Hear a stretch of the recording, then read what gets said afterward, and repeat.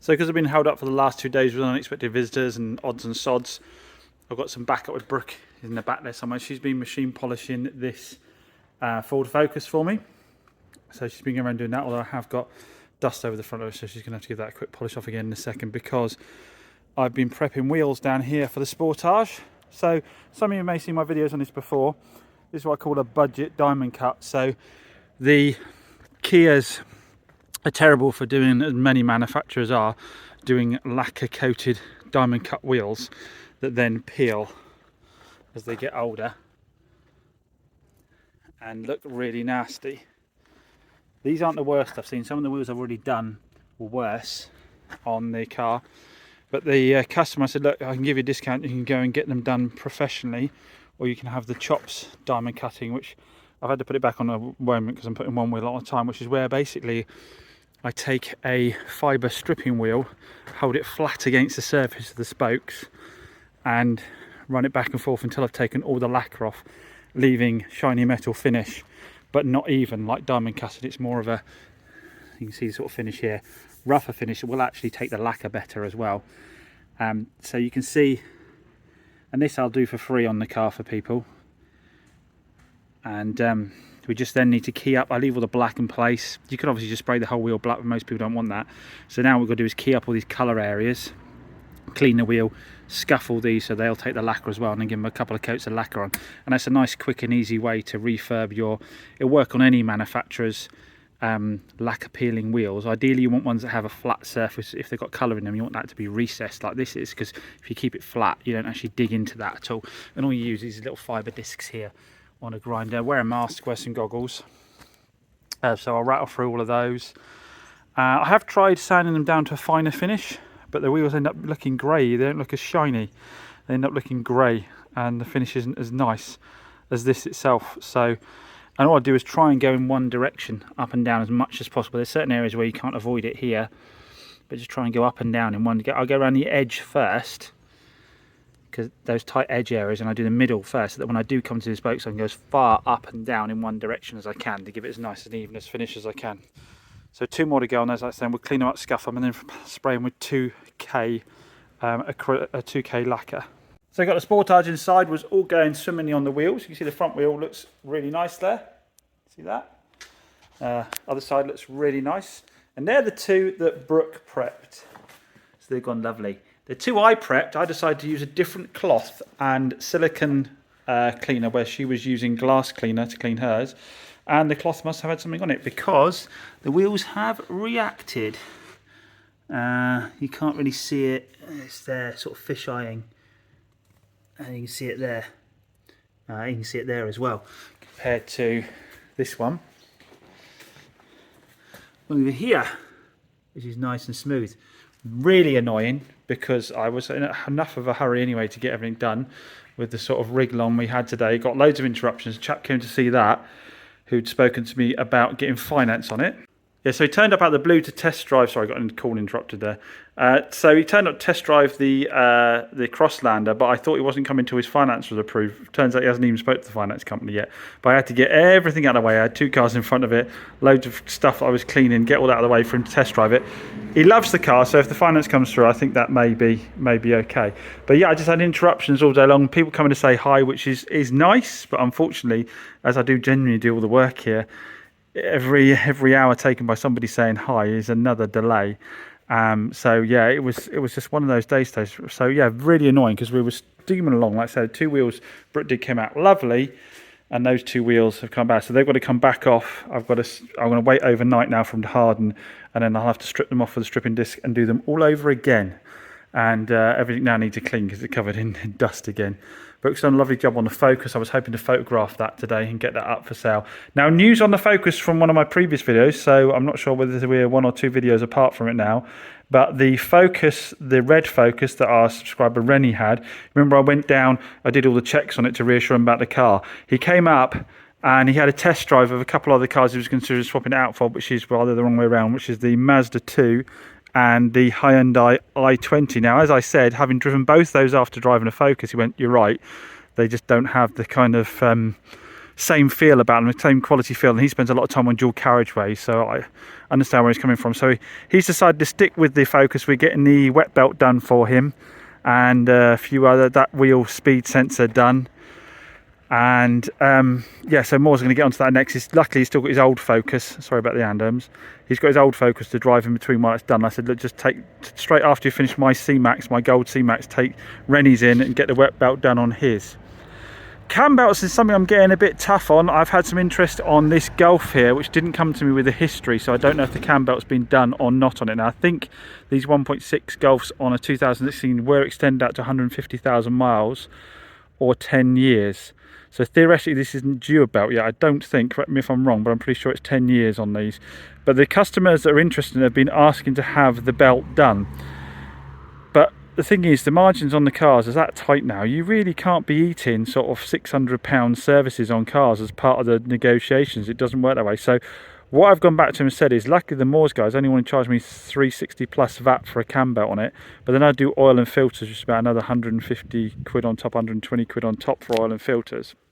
So I messaged the guy back and said, look, he'd already had a quote for £700 from his VW guy to do just the cam belt, and I said, look, it's 360 for the cam belt.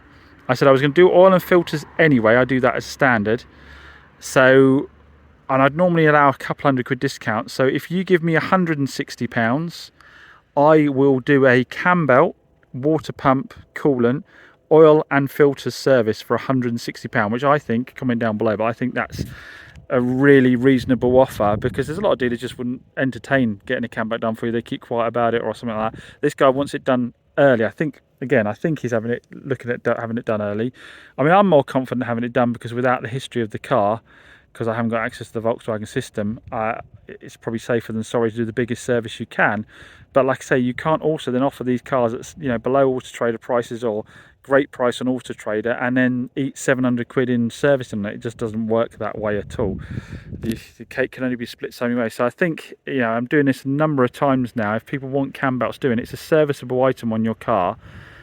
It is just a normal running cost. If you bought the car a year or two early, you'd end up eating that bill later on anyway to have it done. It's not a fault of the car as such. So if I can get it done for you at a massively discounted price, then I think that's a fair offer, isn't it? So just brought our Sportage out with the wheels back on again, do a few other bits and bobs, a few little snagging things. One was to have a really good clean out in the boot, because the boot was quite dirty. The valeter, I forgot to pay him the extras doing the wheel well, so I've done in there myself now. The other thing is, and this is a top tip for you for buy Sportages with glass roofs, the glass roof was painfully slow. You had to pull it back to get it back again. You might think, oh my god, you're gonna have to put motors in the car, you're gonna have to do all sorts to fix it, but look at my one now. This thing, you had to pull it to get it to close. It literally is now that quick. Now the mistake you might make, I mean, I do grease this bit up anyway, but the mistake you might make is thinking I need to grease all this in here to get this working. And I do grease it up to speed things up, but that is not where your issue is. Your issue lies in the fact that on the back of the glass there is a runner, and it runs all the way over the other piece of glass here in a rubber. I don't know if you can see it. Can I get it? It runs in a rubber along there. Now the rubber dries out.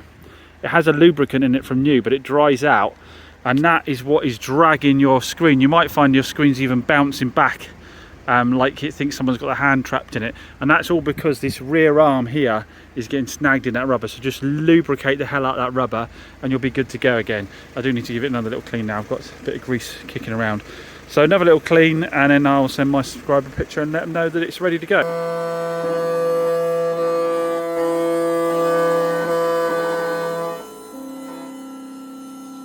So doing a little job while they're cutting a new key for the Sportage. I'm just putting new graphics down the side of the Fiat 500 I took back, because it's really going to make it pop. The old ones, looking all faded and horrible, aren't working at all. Inexpensive, cost about 25 quid I think for the full graphics. That seems to be really good quality. You might say, why not take the old ones off before you put the new ones on? It's because the paint will be a different colour where they went on originally, and then when I put the new ones, if I don't get exactly, I'll get little white lines everywhere. So this is a voice of experience from doing these before. So these are sticking down very nicely to the existing ones, no problem at all with the adhesive. So we'll carry on and get them on all the way in the car. So there we go, all the stickers on. I added the 500 ones they sent with it as well, because I think they added a little bit to the car. I don't normally go for those, but because they're in the same Italian flag colours, I thought they looked quite nice on there. It certainly lifted the car up, so we'll give it a good old clean. Now the inside's nice and clean. Give the headlights a buff, because they've got a bit of oxidisation. I think I buffed them last time. I might wet sand them this time to take them up a level. Good little car now. I don't think there's really any profit left in what I spent in preparation, because I ended up getting a new starter motor fixed. I think I put tyres on for the MOT. What else did I do? I did loads of bits and bobs for the MOT. I think we gave it service as well, so I don't think there's really any margin left in it. This is just to try and get my money out of it. Now, I know I like to tell you about the hard time I have with customers sometimes, but the guy that came to the additional key for the Kia today had, I think, what is probably the best story I've ever heard about unfair customer expectations. So he was telling me he cut a key for a lady. He says it was about 14 months ago he cut a key for a lady for her car. And I was fully expecting him to say, you know, had a problem with the key going faulty. So she rang him up and she spoke to him and said, you cut a key for me 14 months ago for my, we'll say Golf. I can't remember what the car was now. For my Golf. He said, okay, yeah, no, what's the problem? She said, well, the battery's run out on it. He said, oh, right, okay. He says, yeah, well, the battery's run out on it. It shouldn't run out that quickly, should it? Can you sort it out for me?